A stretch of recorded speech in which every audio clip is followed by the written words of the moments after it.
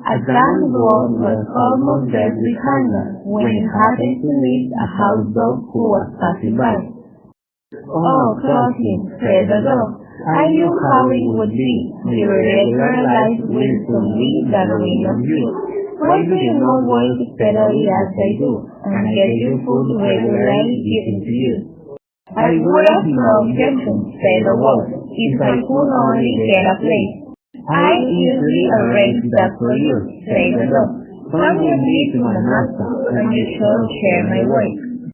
So the wolf and the dog went towards the town together.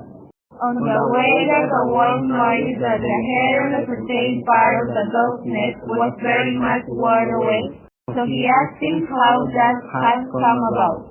"Oh, it is nothing," said the dog.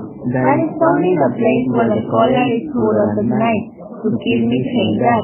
It takes a bit that one soon gets used to it."